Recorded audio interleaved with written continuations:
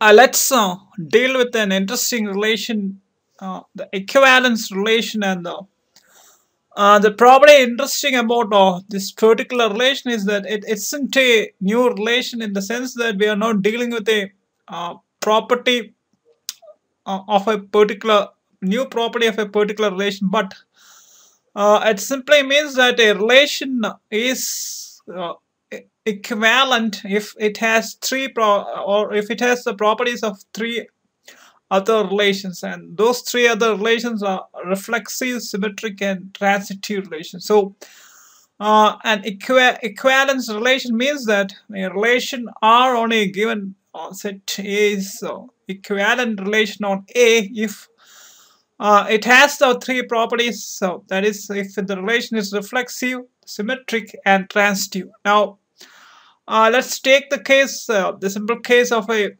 uh, identity relation to check whether this particular relation has all the properties making it an equivalence relation. So uh, taking the set A having elements C, D, and F, of course the identity relation is CC, DD, and FF. Now IA, that is this particular identity relation on the given set, is reflexive because we can see that for a relation to be reflexive, all the elements of that particular set should be pairing up with itself in the ordered pairs. So along with other combinations. So that's the point, and naturally this identity relation is reflexive because all elements are pairing up with itself to form ordered pairs, and those ordered pairs are present in the given relation. So this particular uh, uh, relation on set A, that's the identity relation on set A, is reflexive. Now, what about the second property, that is it symmetric? Now, we know that for a particular relation to be symmetric, if a ordered pair is present in the relation, then its reverse order also ought to be present. That is, if in a particular relation, if you have the ordered pair 2, 3, then you should in that relation itself you should be having 3, 2. So in this particular case, we can see that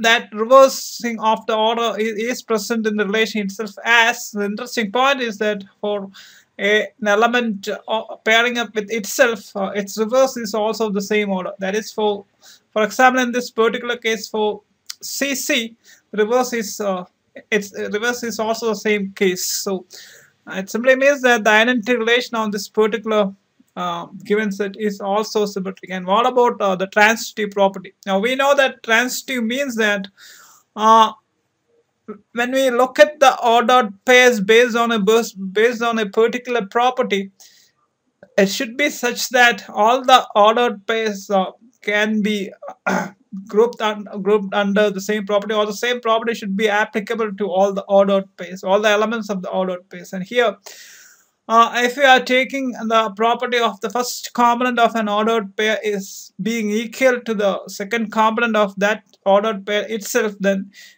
based on that property, you can say that if the first component is A and the second component is B, then AB is being an element of the relation, and BC being an element of the same relation. In this particular case, AC is also an element of the ordered pair. AC is also an element of the same relation, which simply means that this identity relation on that particular given set is transitive. So you can see that all the three properties, that is the identity relation is reflexive, symmetric, and transitive, which simply means that IA, that is the identity relation with the ordered pairs CC, DD, and FF, is an equivalence relation.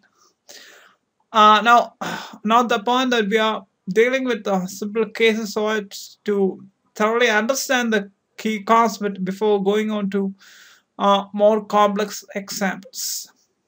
Thank you.